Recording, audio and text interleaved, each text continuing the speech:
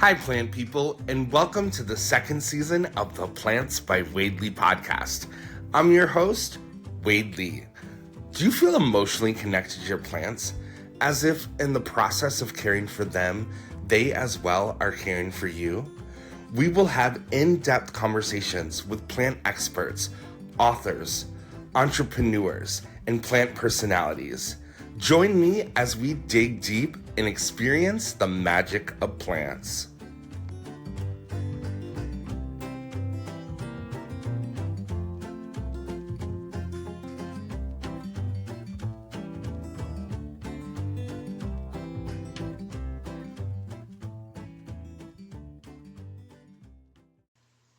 Hi, plant people, and welcome to the second season of the Plants by Wade Lee podcast. We have a special guest here at the pod today, John McCallen. He has a beautiful garden in California with ponds, numerous ponds, and all seasons, right? Like you've planted things that bloom at different times of the year, which is so beautiful. I'm so excited to talk to you today. So welcome to the pod, John. Yeah, thank you so much for having me. I'm glad to be here and, as always, talk about plants and gardening. I live in Southern California where I have a couple different gardens that I built and maintain. One of the amazing things about Southern California is even just a few miles apart, you can be in a fully different USDA zone. So one of the gardens that I work on here is hardiness zone 9, and the one closer to the coast is 10.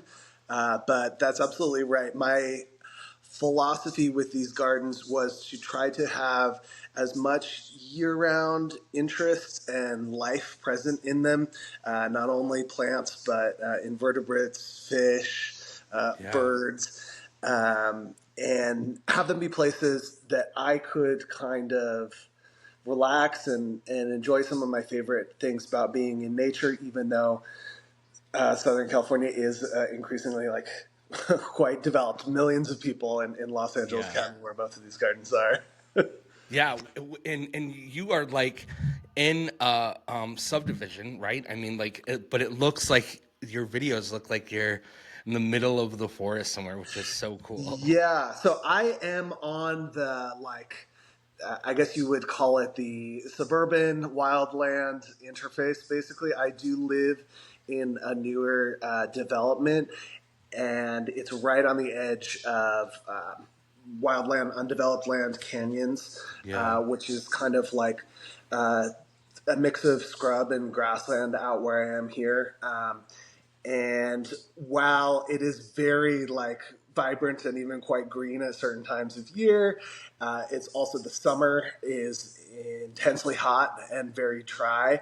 So at the beginning of when I built this garden, I did make a decision that it was going to be irrigated. Yeah. And I try to do that as responsibly as possible.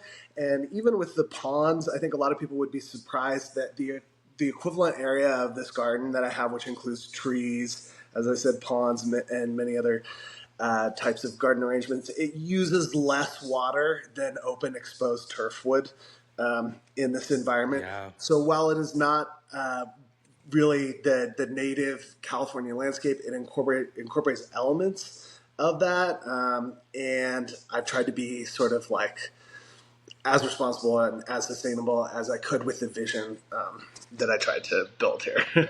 Yeah, I love it. I love your content. I mean, the blooms in some of your lilies and the things that you have growing in the pond too. I I just think it's so magical to see the koi and those blooming lilies. It's just unbelievable. When Yeah. when did you start gardening? So I was born on a ranch. I can flip this around. I'll try to show you. I don't know if it's going to show up on the Yeah, video. yeah. This is like a picture I prepared. I don't know if you can see. This is my dad like building the house that we eventually lived in. This is our barn because we farmed. We grew alfalfa as a food crop for animals. And aside from that being like the whole family, from when I could walk, I was out in the fields. helping my parents move the irrigation and everything like that. But aside from that, we also had like a vegetable garden near the house. And my mom had some flowers as well. And so one of my very first memories is sitting on the ground in front of the house. And in the path leading up to the house, there were grape hyacinths, Muscaria armeniacum, planted along the path. And my mom, when I was just a little kid, she explained to me how those plants were growing from a bulb underneath the ground, and they came up in spring with their flowers, and then collected the energy from the sun and stored it back in that bulb so they could survive the winter. And that was just a super fascinating thing to me. You know, little kids, they're just absorbing information and generally fascinated with the natural world, but it really stuck with me. It made an impression. And so then I was always looking around, not just at the fields around our house where we grew crop plants, but also in the forest, in the mountains, at different kinds of plants, and wondering about them, and wondering if they were things that I could grow or I could learn enough about them to understand. So it basically started from before I could remember. And then, of course, you know, as I got a little bit older, eventually we moved off the ranch, and I moved to Washington State, which is a totally different environment. It's sort of like Great Britain in that it's like quite a fantastic place to garden. Right. The proximity of the Pacific Ocean to where we live kept the climate pretty mild. There's abundant rainfall for most of the year, and there's really rich volcanic soil. So it's a wonderful place to garden in the United States. And we had a property there. It wasn't as large as the ranch, but did have a number of fruit trees and lots of space. And from when I was getting old enough to be strong enough to work outside in the garden and everything, I had kind of like free reign to build and experiment with anything that I wanted to. And I really, you know, continue to be fascinated by ornamental and flowering plants. So I don't know if this is going to show either, but what you're seeing here is this is the part of the front yard of the house in Washington. And this is my 14th birthday present. It's Cornus Florida flowering dogwood. And we put that in the yard, and that is still There. a beautiful feature in the garden today. It's about 30 feet tall. It's quite large for flowering dogwood. And it kind of anchors the corner. I built a whole fence and everything there. That garden is like really spectacular in a different way than the ones in Southern California. That's so amazing. I love that this has like pretty much been in your blood since you can remember. Yeah, definitely. And I've tried to grow and learn from as many sources as possible too over time, but it's always been a part of my life. Yeah. And then the social media aspect of it, like when did you decide like, oh, this is so beautiful, I need to share this with the world? And how did that all happen for you? Yeah, I would say I'm not like necessarily a natural social media personality. I've always you know, before digital cameras and phones, I was always taking pictures of flowers and stuff. And then when I got my own phone, of course, we have these cameras with us all the time. It's still, I think there's something like 60,000 photos on my phone. So I'm always just taking pictures of plants and flowers that I see, and most of them nobody else ever sees. In fact, some of my family members joke, like, "Do you even go back and look at those?" And a lot of them, but like, it's also just a kind of a compulsion, I think. Right. So then, when I guess I got an Instagram account kind of when it first started, and I think like a lot of people back then, I didn't really know. I didn't have a mission. I didn't have anything guiding how I used it, but I've always had showcased like either plants or flowers of mine or that I've seen out in nature. And then, you know, kind of later on in my adult life, after I had been working on these gardens that I've talked about for a little while, I realized like I have big collections of different kinds of things, and lots of things that everyday people like probably haven't seen before or just don't have much like exposure to. Then I kind of decided like, okay, I should share a little bit of this in a thoughtful way, because every day I get to walk outside at my house and experience my garden, and it brings me so much happiness. And I think it's so beautiful to see all these living things. And the reality is, like, we in the United States, we have an increasingly like urbanized population, and so as time goes by, fewer and fewer people have the experience that I had when they're young, where nature and plants and flowers are just like literally a part of the environment as they grow up. It becomes, I think, something that you have to make an effort to go see, to go to a garden, to go to a park, to go to a conservatory or something like that. And if you don't know or don't think to do that, then you just might never have that exposure and develop that relationship or interest with plants that like I have had, that's been so meaningful in my life, that was just spurred by that introduction early in life. And at the same time, now we have these platforms where you can reach more people than you ever could before as a, just a civilian person. You can reach potentially millions of people. Like I looked at one of my Instagram accounts just before we talked here, and I think it was over the past month has been like 1.2 million views or something on my flower related content, which as someone who doesn't hold public office, someone who's not on broadcast television or anything like that, that is like an incredible power to share something like really beautiful and hopefully reach a lot of those people who wouldn't have otherwise seen this kind of interesting world, and maybe like generate some interest or some questions or just some general good feelings about nature, because nature and the things that I enjoy, the living things that I enjoy in the world, now kind of need our help and our support because of all different factors. And the more people that are interested in or attached to those living things, the more likely they are to get that help. So sorry, it's awesome. I love that. It's perfect. Yeah. And just kind of going off on that too, we've kind of skimmed the surface of this topic, but like it's been something very spiritual for you too, right? Like being in this garden, and especially in the world that we live in and the craziness and the noise and everything. Like I just know personally that like, wow, the times that I spend in my garden are like my meditation time, where I refuel, regroup, and I would love to hear more about that from you, and if you use that as your meditation practice as well. Absolutely. So, I told you a little bit about how I grew up and having immediate access to these to gardens and space to experiment and play and explore with living plants. As a young man, I like many people do now, I left home to find work, and I ended up in a city. I lived in San Francisco for many years, which is a beautiful place. It's one of the most densely populated cities on the West Coast, but it still has some incredible green and open spaces.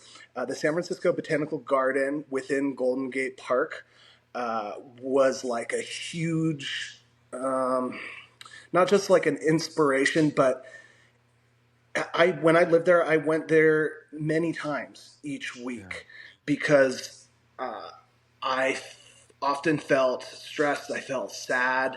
I felt like on edge or unhappy living in the situation that I did, where I was in this dense, dirty, like very built environment.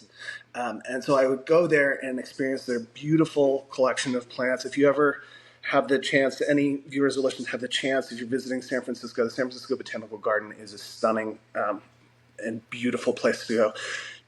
Not only just from the perspective of its beauty and the way that the garden has been built, but it's a fantastic collection of rare plants from all over the world because of the climate there. So that was like a place of incredible solace to me. So I always knew that I enjoyed being in nature, being outdoors, being in the garden, but there it became like a very regular part of my health, my Yeah. physical and mental health to go there. And I knew for as long as I was there working, that place was going to be there for me. I became a big supporter of the garden. I donated a lot to the garden, volunteered, all kinds of stuff because of the way that it helped me. It also helped me, it gave me inspiration because I knew I wouldn't be there forever. That when I was done working in the city, it helped me learn about what I wanted to build for myself personally at my own house. And if you know anything about San Francisco, living in the city of San Francisco with any kind of significant amount of space for gardening that's a tens of millions of dollars of real estate proposition. It's one of the most expensive places to live. So that was in part one of the reasons that I relocated to Southern California, where I could get a little bit more space to work with. And so when I did, I moved down here in March of 2020, and I think we kind of like all remember what was happening then. Yeah. And it was suddenly the everybody's lives was changed in the United States and probably most of the world. And I was lucky enough to have, at that time I bought a house, and the house itself was 100 years old and had just sort of been renovated, but the lot was nothing. It was flat, it was cleared, it was just the flipper came in and rolled out some carpet sod, so it was a complete blank slate for me. And I was so excited. That year, when everything was upside down and out of commission and everything like that, I spent working on that property. I built a pond, I built a deck, 2 pergolas, and all the landscaping at that house front and back. And it's in a sort of, run-of-the-mill, maybe almost up-and-coming neighborhood. But around the house, I built kind of like a refuge, which I would have done anyway, but it had really significance given what was going on Totally. in the world. And I, again, tried to bring into that, not just, plants like, actually, so this is a bowl of passion fruits. This is from that house that I'm talking about.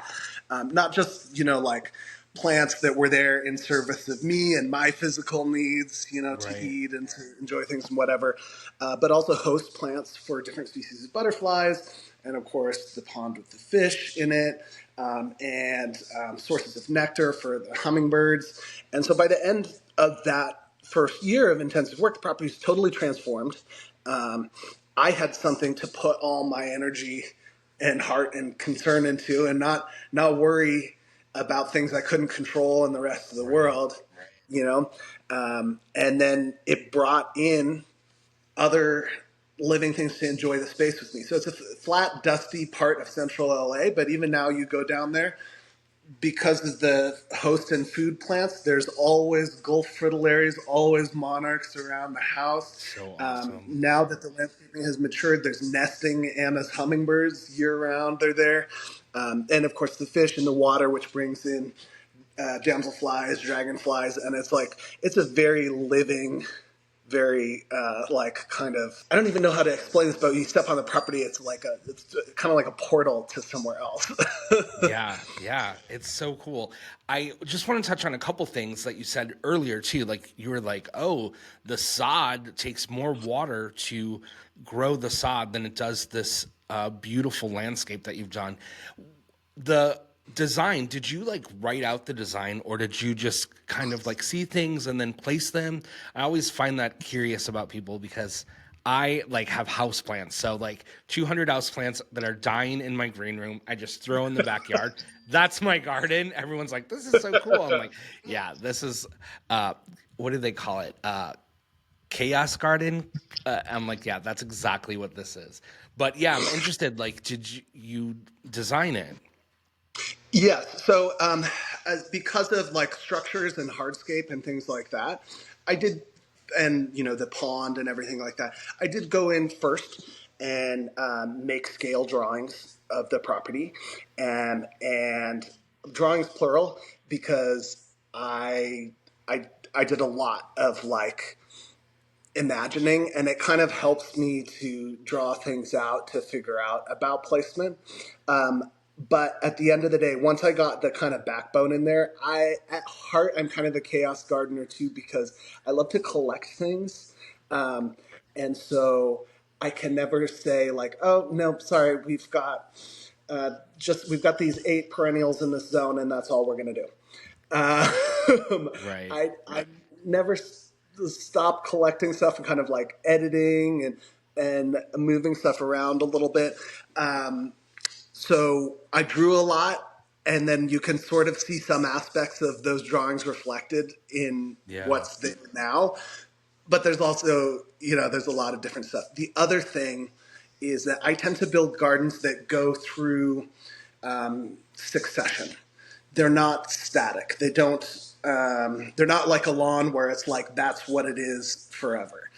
Now, gardens like this, in my opinion, kind of mimic the succession of a natural landscape. Certain trees, shrubs, grasses, bushes, they're not always and forever in one place and one state.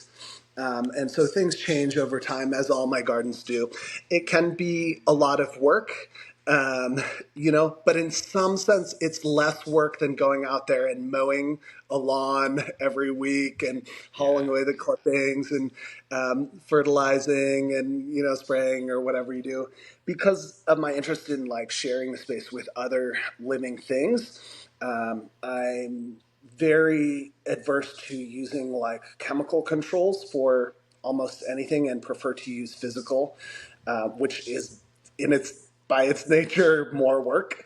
Right. Um, and I'm a busy guy; it doesn't always get done. And Right. so those two things combined, I think, especially for people who are accustomed to seeing like clipped hedges or that lawn look, Yeah. or this grid of flowers or orderly rows of colorful annuals that are subbed out or whatever. The style of gardening that I do is quite different to that, and to some people it looks wild, or it looks uncared for, but I promise you it's not. Right. Well, and just alone the ecosystem that you're building for these pollinators, and I mean, that's huge, especially when we have, you know, I'm sure where you are too, like continual growth and building and knocking out woods. Like it's so important.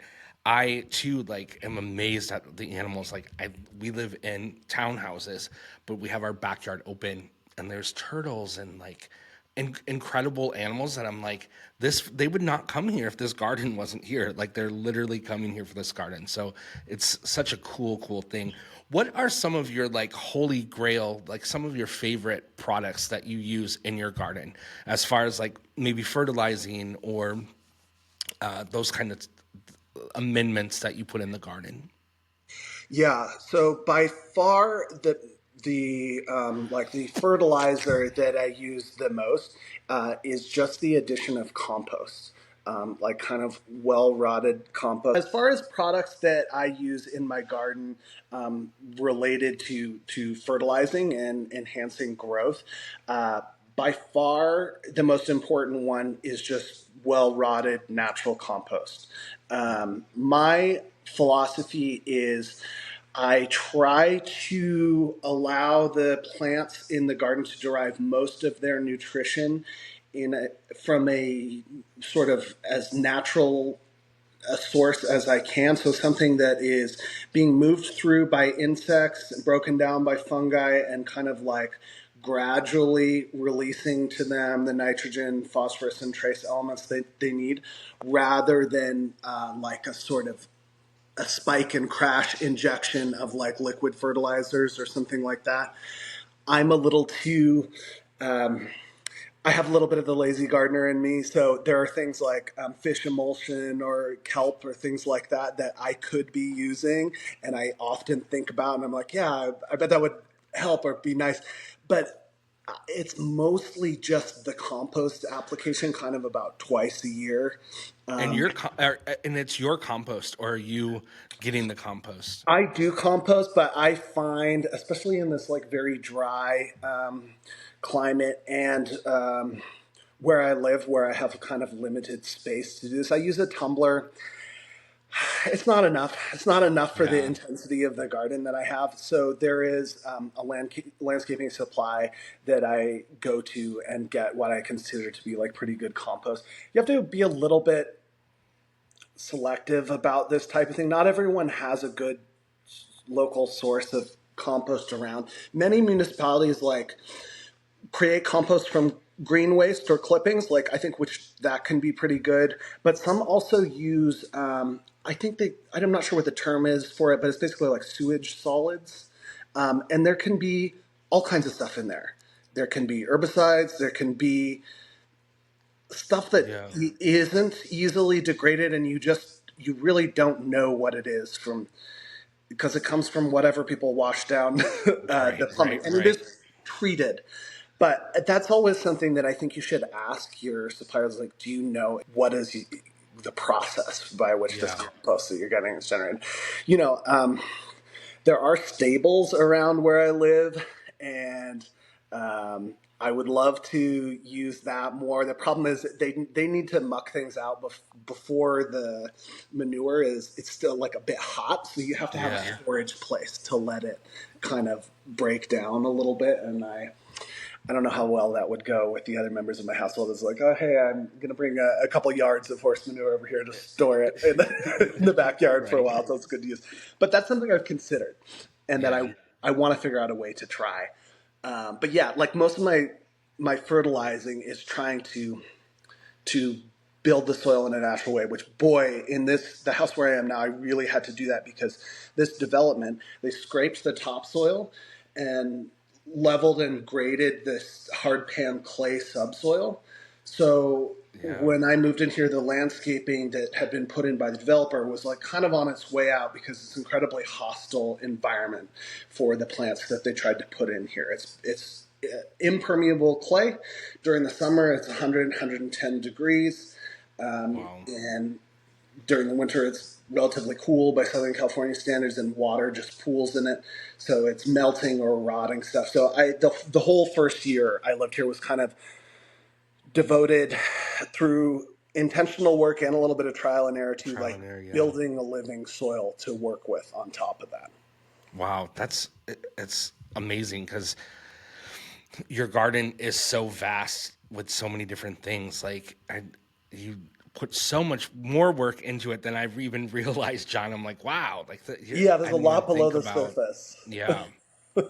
And the pond, you built all this with your two hands, right? Yeah, yeah. And there's a number of different. I don't know if I can. This one, I don't know how well you're going to be able to see that. Yeah, yeah, we can see it. All right. That's Yeah, like, definitely. it's right out the back door, intentionally situated, so you can see into it and see the fish and enjoy them both from above and from the side. That's the biggest one. That one is 5,000 gallons.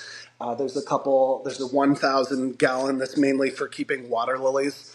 I love water lilies. I have a water lily tattoo, and I have a big collection in that. And then there's a smaller kind of patio pond. Also has water lilies, some fish in it, and it's just for the seating area. And then at the other house, there's the landscape pond, which is like meant to look more like a natural forest. Wow. These are all like kind of formal. They're like Yeah, boxes, basically. yeah. And also, you have houseplants. You Yes. do have a collection of houseplants as well. Yeah, one of my passions, especially when I was younger and when I lived in San Francisco, where like a lot of my plant care was indoors at that time, is orchids. And those are all upstairs. I won't like drag you through going upstairs. But now I grow under lights here because the outdoor environment is, like I said, it's like kind of intense for a lot of orchids. It's very hot and dry in summer. And it's a little bit too cold in winter, which also unfortunately makes the prospect of a greenhouse like financially a little bit crazy because of the necessity to cool in the Cool and summer heat. and Yeah. heat, and the extremes. It's really the cooling, like when the outdoor air temperature is 110 degrees, anything under glass is going to be worse. And it's like, Yeah. yeah, unfortunately, I haven't figured out a way to make that work. But I kind of like my house, I guess, to get back to the indoor plants and house plants, I love growing plants of all different kinds, including tropical plants. And so my collection has changed and kind of like ebbed and flowed depending on the exact conditions of my life. And I would say right now, because I have the outdoor space and I spend so much time and energy on it, a lot, my focus is like has been more on the gardens, but I've always had orchids since I was a little kid and still do. Um, and a number of other interesting things, like tropical begonias with beautiful different colored pattern leaves, and some Hoyas, which are great because they're just like so easy. Yeah. Even Yeah. if I'm not devoting all the care and energy I should to the houseplants, those will be fine. And I do have a pretty nice vanilla vine. It's filling my office. I don't know how long it is, but it's looped and growing Wow. and all over. And you're growing the orchids under grow lights, you said. Yes, Did it take I you a while to figure out the right situation to do that in?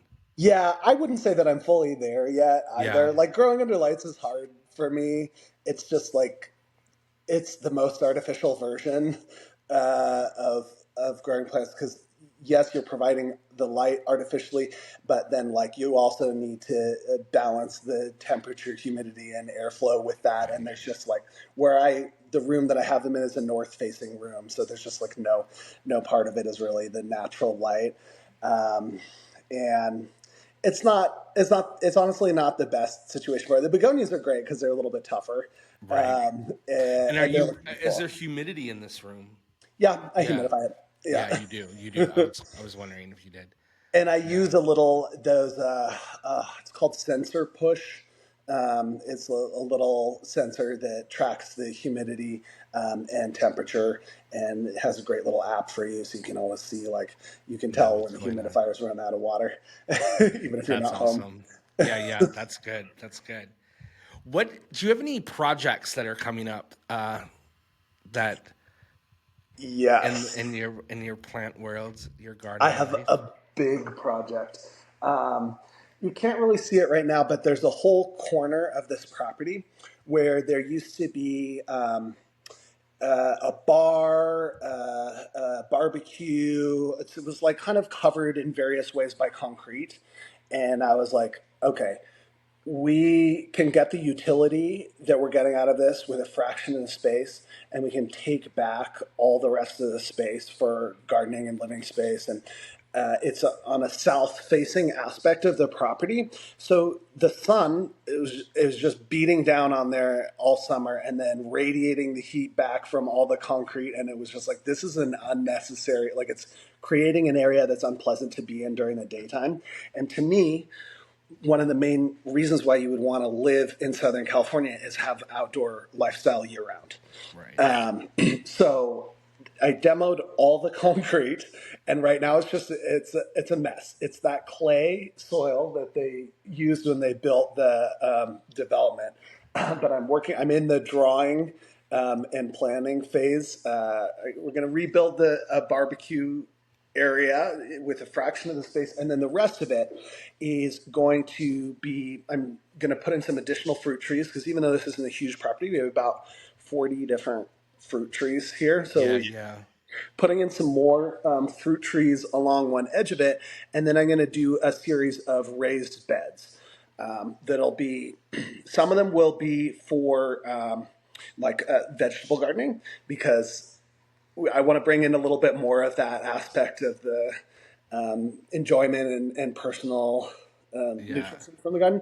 And then some of them will be for collections of plants that are best grown in raised beds, either because they have certain specific needs that are difficult to meet in the ground, or they need to be protected in some way. So, like for example, the Southern California climate is actually great for growing lots of bulbs from South Africa, unusual flowering bulb plants from South Africa. So one of the beds is going to be for that. So stay tuned. Awesome. It's going to be a huge amount of work between leveling and building and planting and getting the irrigation in there and everything, because we're going to do basically drip for the trees and in the raised bed, so we're not to be as water wise as possible with this kind of thing. Right. But yeah, I'm excited about that. It's going to be a lot of hard work. I've been dragging my feet a little bit until it's down at least like in the 70s during the day, Right. because I'll just be more efficient and better about it then. But that's a big, exciting project, and it's kind of unusual because like how a lot of gardeners are, which is the space fills itself really quickly, and then you run out of then you have these like tiny little things you can do, but Well, John, thank you so much. I really appreciate having this conversation with you. It was so good to like hear, where all of this love and passion for gardening comes from. Did I also read that you're a chef?